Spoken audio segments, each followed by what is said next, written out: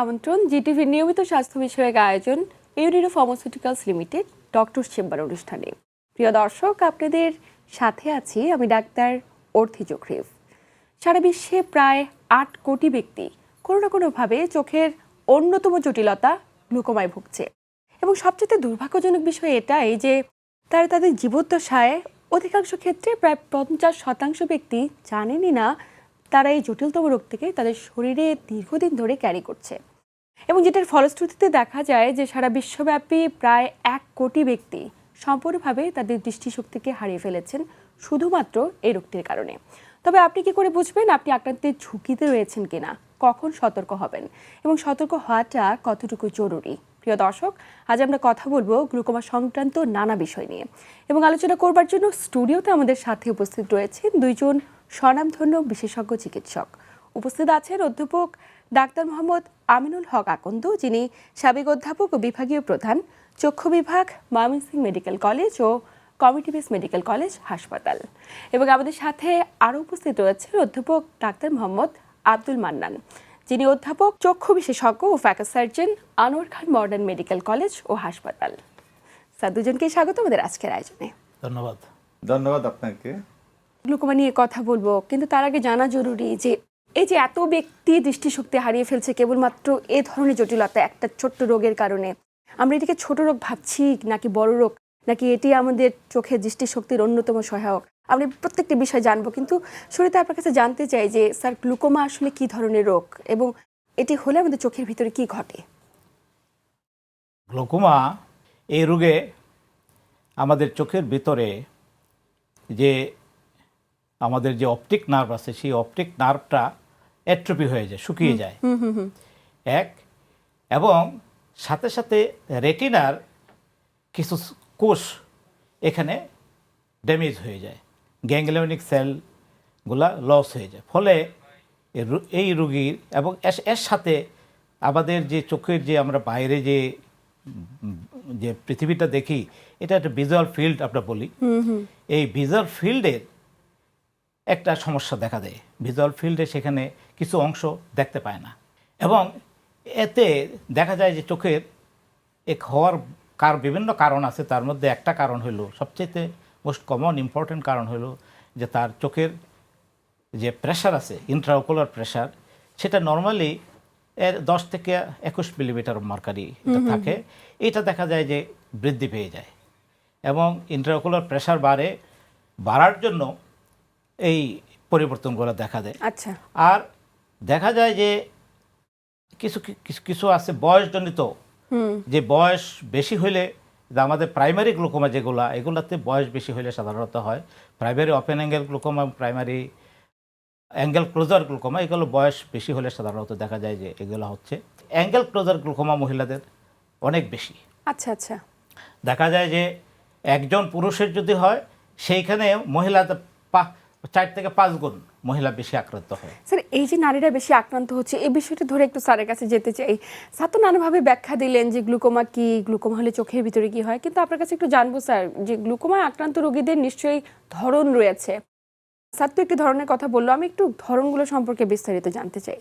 Glaucoma একটা নীরব ঘাতক, দৃষ্টি নীরব ঘাতক। আমাদের চোখের নীরব ঘাতকের মধ্যে দুইটা ডিজিজকে আমরা প্রাধান্য দেই। একটা হলো গ্লুকোমা, একটা হলো ডায়াবেটিক রেটিনোপ্যাথি। এই দুইটা রোগকে আমরা চোখের ক্ষেত্রে তুষের আগুনের মতো দৃষ্টি নীরব ঘাতক বলি। সাধারণত গ্লুকোমা আমাদের প্রেশার, আমাদের ব্লাড প্রেশার আমরা অনেকেই জানি না। আমাদের অধিকাংশ রোগী জানে না পেশেন্টের ডায়াবেটিস আছে কি নাই।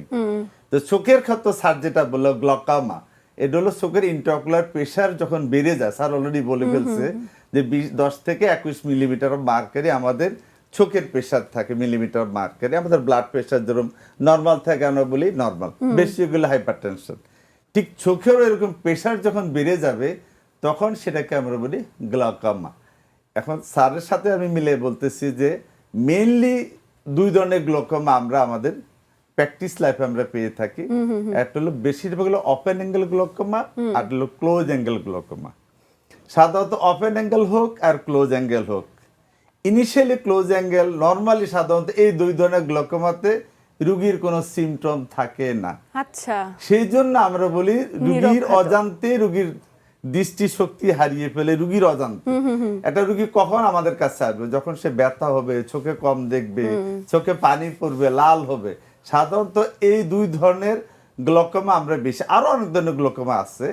তো ওপেন অ্যাঙ্গেল গ্লোকোমা সাধারণত রুগীরা ডাক্তারের কাছে শরণাপন্ন হয় না, খুব সমস্যা না হয়। যখন সার্জনরা বলছে ভিজুয়াল ফিল্ডে কোনো ডিফেক্ট যদি পেশেন্ট আইডেন্টিফাই করতে পারে, তখন patient comes to physician, otherwise না। আচ্ছা, আচ্ছা। কিন্তু অ্যাঙ্গেল ক্লোজার গ্লোকোমা তো হয় কি, রুগীর হঠাৎ করে দেওয়া যায় ইন্ট্রাঅকুলার প্রেশার 30, 35, 40 এবং আমার জীবনে 60 পর্যন্ত পেয়েছি। আচ্ছা, যখন আচ্ছা। আমাদের জন্য ব্লাড প্রেশার বেশি হলে রুগীর পড়ে যায়, প্যারালাইসিস হয়, বিছানায় জায়গা, যাই হোক, এরকম আমাদের সাধারণ মানুষের মধ্যে এই ভীতিটা কিন্তু ব্লাড প্রেশারের ক্ষেত্রে হয়। তো চোখের প্রেশার যে বেড়ে গেছে এটা কিন্তু রুগীরা জানে না। যখন ব্যথা হয়, দৃষ্টি কমে যায়, পানি ওয়াটারিং হয় এবং চোখ লাল হয়ে যায়, তখন ডাক্তারের শরণাপন্ন হয়। তখন যখন এই অবস্থায় রুগীরা আমাদের কাছে আসে, তখন আমরা যখন প্রেশার, অনেক ক্ষেত্রে রেকর্ড করা যায় না যদি ইন্ট্রাঅকুলার পেশি বেশির কারণে কর্নিয়াল ইডিমা হয়, তারপর আমরা সিমটম, সাইন, রোগীর ভিজুয়াল অ্যাকুইটি দেখে আমরা ডায়াগনোসিস করতে পারি। সেই ক্ষেত্রে কি ডায়াগনোসিস হয় যে কোনটা আসলে কি গ্লুকোমা? স্যার, এই বিষয়গুলো সম্পর্কে জানবো, কিন্তু একটু স্যারের কাছে যেতে চাই। স্যার, যে বিষয়গুলো নিয়ে আলোচনা করছিলাম যে ওপেন অ্যাঙ্গেল গ্লুকোমা এবং অ্যাঙ্গেল ক্লোজার গ্লুকোমা দুটি ধরন রয়েছে, কিন্তু স্যার তো বলছিল যে চোখের ইন্ট্রাঅকুলার প্রেশারটা বেড়ে যাচ্ছে, কিন্তু হঠাৎ করে একজন ব্যক্তির ইন্ট্রাঅকুলার প্রেশার কি কারণে বেড়ে যায়, মানে এটির কোনো সুনির্দিষ্ট কারণ রয়েছে কিনা? যেটা প্রাইমারি ওপেন অ্যাঙ্গেল গ্লোকোমা, এখানে আস্তে আস্তে চোখের প্রেশার আস্তে আস্তে বাড়ে। এই জন্য পেশেন্ট কিন্তু বুঝতে পারে না যে তার চোখের প্রেশার বাড়তেছে। প্রেশার বাড়ে এবং রেটিনাতে, অপটিক নার্ভে তার সার্কুলেশনটা একটু, রক্ত চলাচল এখানে একটু বিঘ্নিত হয়, ফলে ওইখানে কিছু পরিবর্তন হয়, যার জন্য দেখা যায় যে গ্লোকোমাটাস চেঞ্জগুলো আমরা দেখতে পাই। কিন্তু অ্যাঙ্গেল ক্লোজার গ্লোকোমা, সেখানে কিন্তু এখানে সিমটোমেটিক গ্লোকোমা, মানে সিমটম তৈরি হয়। আচ্ছা, আচ্ছা। কি সিমটম? এই পেশেন্টগুলো কিন্তু প্রথম থেকেই ওরা কিন্তু একটা রিস্কে থাকে।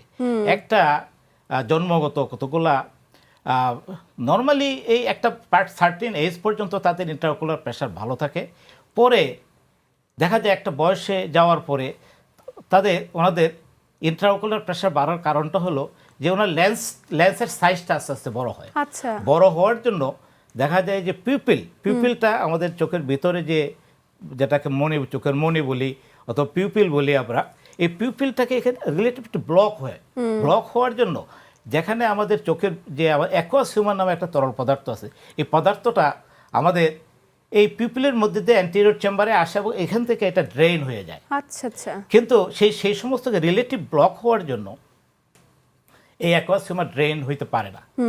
ফলে দেখা যায় যে অ্যাঙ্গেল যে দিক দিয়ে ড্রেন হয় সেই জায়গাটা একটু রিলেটিভলি একটু বন্ধ হয়ে থাকে। এরা জেনেটিক্যালি তারা প্রিডিসপোজ হয়ে থাকে এবং অ্যানাটমিক্যালি তাদের আইটা একটু ছোটো থাকে, অ্যাঙ্গেলটাও একটু ন্যারো থাকে, ফলে খুব তাড়াতাড়ি অল্প বয়সেই দেখা যায় যে অনেকের ক্ষেত্রে এটা হইতে পারে, একটু বেশি বয়সে হইতে পারে। এখানে মেইন ইন্ট্রাঅকুলার প্রেশার বাড়ার কারণটাই হলো যে due to blockage of the angle of the anterior chamber, due to that is increase in the size of the lens, which causes the relative pupillary block. এই যে জটিলতাগুলো যখন এগুলো হয়, তাৎক্ষণিকভাবে আমাদের দেশের প্রেক্ষাপটে অধিকাংশ রোগীরা চিকিৎসকের কাছে যান না। দেখা যায় ফার্মাসির প্রতি আস্থা রাখছে, কোনো একটা ড্রপ ব্যবহার করছে এবং সেটা দীর্ঘদিন। এগুলো ব্যবহার করার পার্শ্ব প্রতিক্রিয়া কতটুকু আমি জানবো বিস্তারিত, তবে সময় হচ্ছে একটা ছোট্ট বিরতি নেবার। প্রিয় দর্শক, UNIDO pharmaceuticals limited doctor chamber অনুষ্ঠান থেকে নিচ্ছি ছোট্ট একটি বিরতি, সাথেই থাকুন।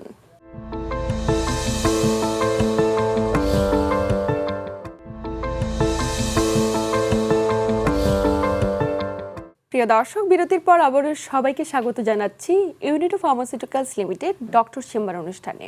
প্রিয় দর্শক, আপনাদের সাথে আছি আমি ডাক্তার অর্থি চোখরেফ এবং আমার সাথে আছেন দুজন স্বনামধন্য বিশেষজ্ঞ চিকিৎসক।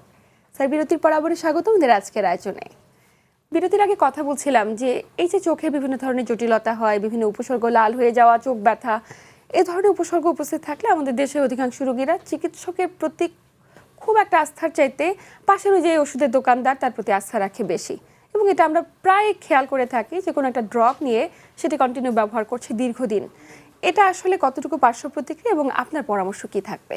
এখন আমাদের দেশে লাল চক্ষু এটাকে কিন্তু ভয় পায় না এমন লোক নাই, সবাই ভয় পায়। রেড আই,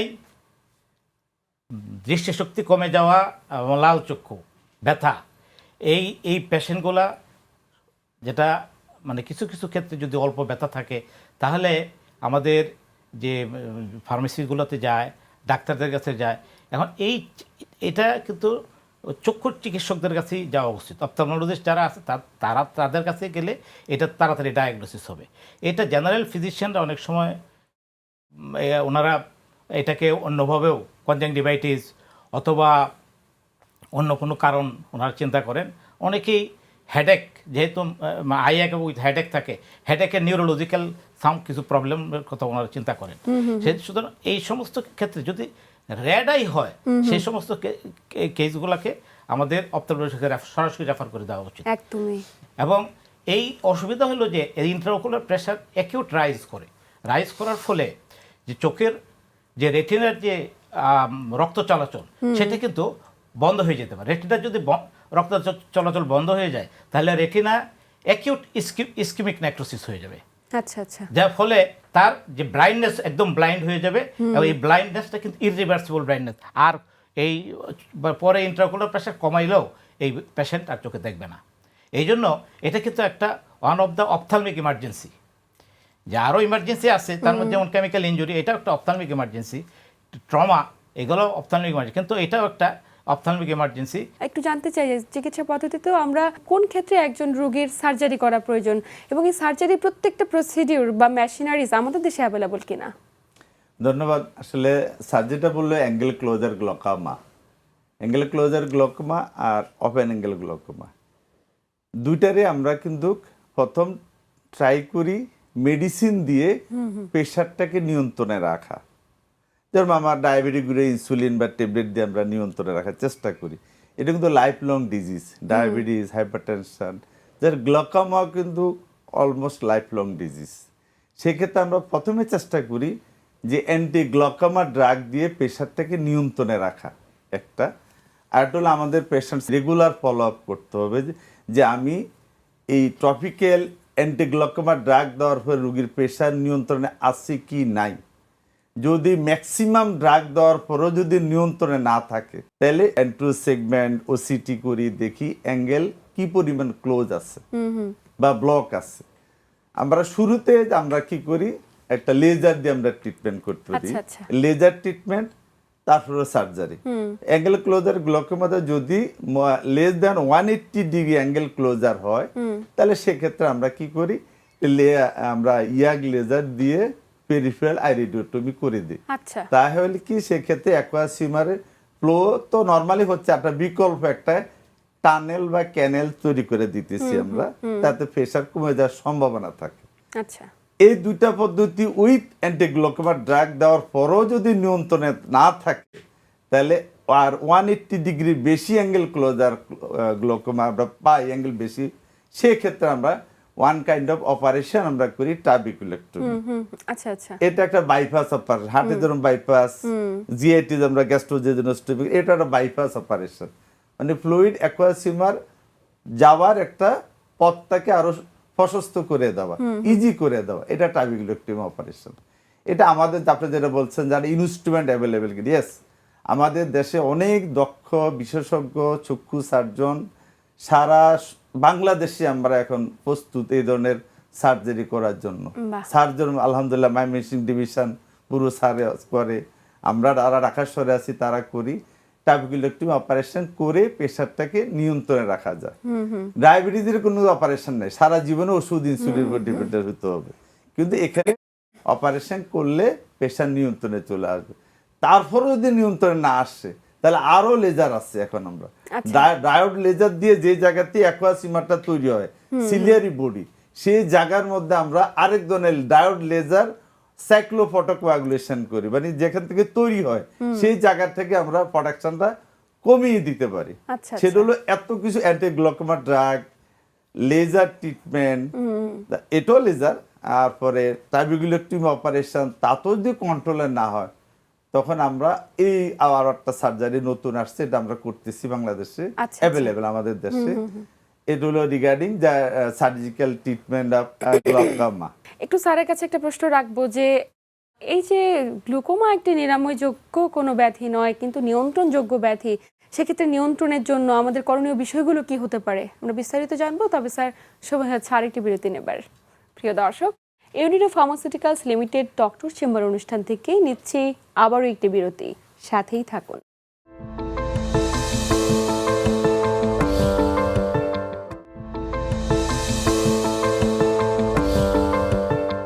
প্রিয় দর্শক, বিরতির পর আবারও সবাইকে স্বাগত জানাচ্ছি UNIDO pharmaceuticals limited doctor chamber অনুষ্ঠানে।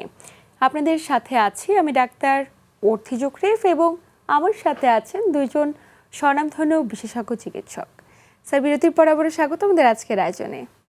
বিরতির আগে বলছিলাম যে যাদের গ্লুকোমা হয়েছে, গ্লুকোমা তো নিরাময়যোগ্য কোনো রোগ নয়, নিয়ন্ত্রণযোগ্য।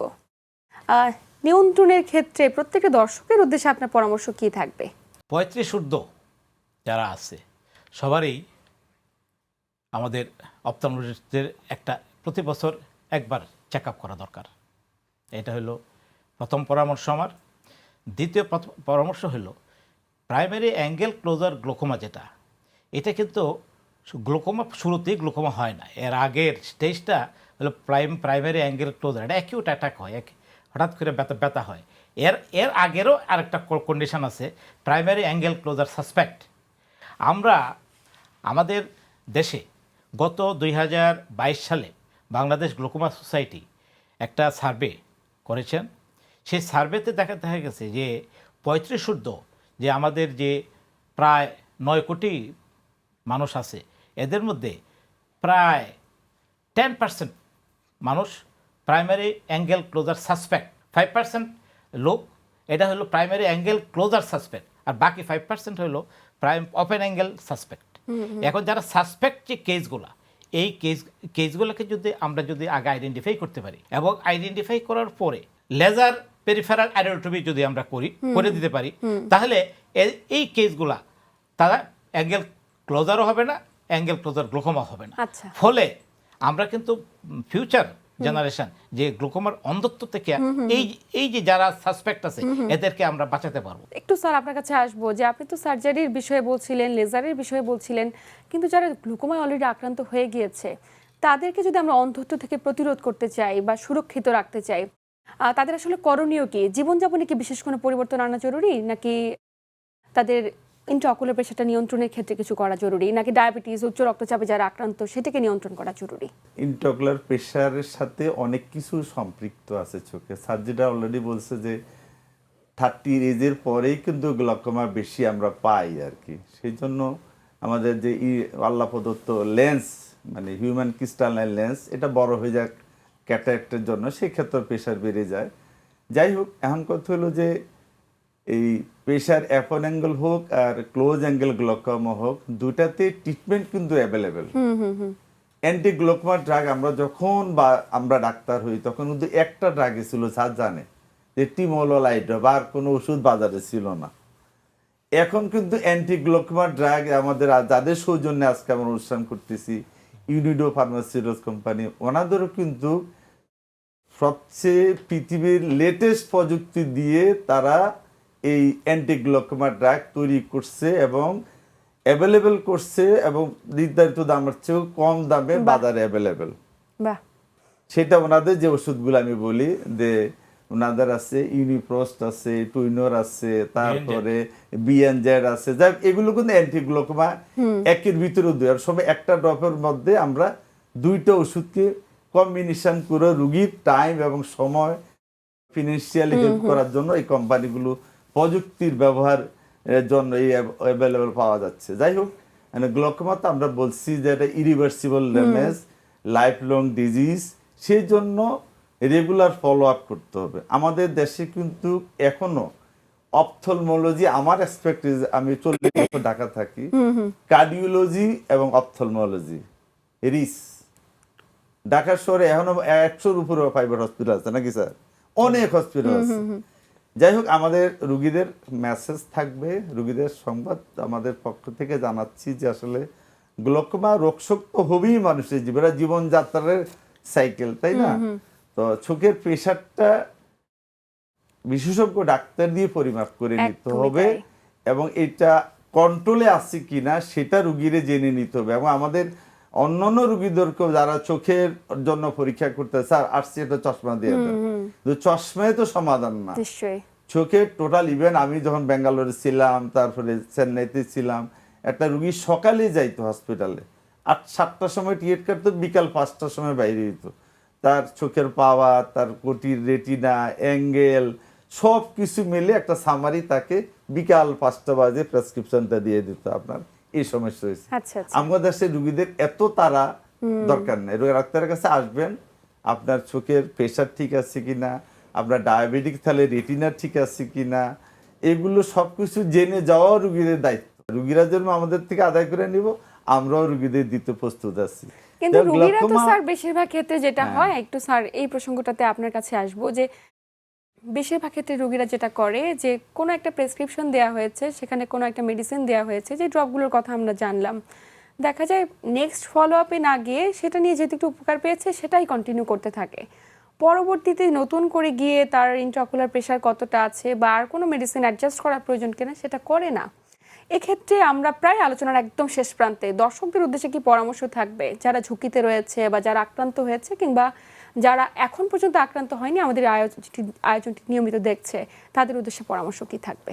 যেহেতু আমাদের শিক্ষার হার কিন্তু অনেক এখন মানে বাড়তেছে আস্তে আস্তে, মানুষ এখন ইন্টারনেট যুগে প্রবেশ করে গেছে।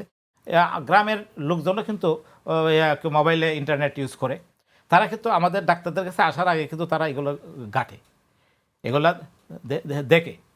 সুতরাং আমরা যদি আমাদের পেশেন্টদের ক্ষেত্রে যদি প্রপার কাউন্সিলিং আমরা করি এবং তাদেরকে এটার গুরুত্বটা যদি আমরা বুঝাইতে পারি, তাহলে আমাদের এই জনগোষ্ঠী যারা আছে এরা ঠিক সময় মতোই কিন্তু আসবে। আমরা কিন্তু হতাশ না। পেশেন্টকে, আমাদেরকে ডাক্তারদের একটু সময় দিতে হবে। আমরা যদি ওনাদের প্রপার কাউন্সিলিং করি এই ব্যাপারে, যে এটা যদি আপনি যদি ঠিকমতো সময় মতো না আসেন এবং এটা চোখের প্রেশার যদি আমরা কন্ট্রোল না করি ঠিকমতো, তাহলে আপনি অন্ধ হয়ে যাবেন। এই একটা কথা বললেই কিন্তু ওনারা কিন্তু ভয় পেয়ে যাবেন। এটাকে অন্ধত্বকে সবাই ভয় পায়। সুতরাং তখন কিন্তু রোগীরা আসবে এবং ওনাদের যে দৃষ্টিশক্তি নষ্ট হওয়ার যে ঝুঁকি থেকে ওনারা মুক্ত হতে পারবে। একদমই, একদম শেষ প্রান্তে স্যার খুব চমৎকারভাবে বলেছেন। অবশ্যই প্রত্যেকটি দর্শক অনেক বেশি সচেতন হবেন এই তথ্যগুলোর মাধ্যমে, কারণ আমাদের দৃষ্টিশক্তি আমাদের জীবনের সব কিছু, যেটির মাধ্যমে আমরা আলো দেখছি। আমরা যদি সুনির্দিষ্ট সময় সচেতন হতে পারি, তাহলে হয়তো বা অন্ধত্বজনিত জটিলতাগুলো থেকে কিছুটা হলেও আমরা মুক্তি পাবো। স্যার, একদম শেষ প্রান্তে দুজনকে আন্তরিক ধন্যবাদ গুরুত্বপূর্ণ তথ্য এবং পরামর্শের মাধ্যমে দর্শকদের উপকৃত করবার জন্য। আমাদের দুজনের পক্ষ থেকে আপনাকেও ধন্যবাদ, জিটিভি ফ্যামিলিকে ধন্যবাদ, এবং যাদের আয়োজনে আজকে আমরা একত্রিত হয়েছি ইউনিডো ফার্মাসিউটিক্যালস কোম্পানির সকল কর্মকর্তাকে আমাদের পক্ষ থেকে ধন্যবাদ জানাই। এরকম একটা সুন্দর অনুষ্ঠান আমাদেরকে নিমন্ত্রণ বা দাওয়াত দেওয়ার জন্য, এবং আমরা আমাদের সাধারণ সম্মানিত পেশেন্টদের বা জনগণকে আমরা কিছু আমাদের গ্লোকোমা সম্বন্ধে শেয়ার করতে পেরেছি। এই জন্য সকলকে মহান সৃষ্টিকর্তার কাছে প্রার্থনা করি সবাই আমরা ভালো থাকি, নিরাপদে থাকি, সুস্থ থাকি। স্যার, আপনাকে ধন্যবাদ। ধন্যবাদ আপনাকে। প্রিয় দর্শক, এই ছিল আমাদের আজকের আয়োজন। আসুন আমরা একটুখানি সচেতন হয়ে দৃষ্টিশক্তিজনিত যে কোনো ধরনের জটিলতা হলে অবশ্যই একজন চক্ষু বিশেষজ্ঞের প্রতি আস্থা রাখি, এবং চোখের গ্লুকোমাজনিত যে সমস্ত উপসর্গগুলো রয়েছে সেগুলোর কোনো একটা উপস্থিত থাকলে সময় ক্ষেপণ না করে অবশ্যই সেটা চিকিৎসা পদ্ধতির আওতাভুক্ত হয়ে নিয়ন্ত্রণের মধ্যে রাখি। সবাই ভালো থাকুন, সুস্থ থাকুন এবং জিটিভির সাথেই থাকুন।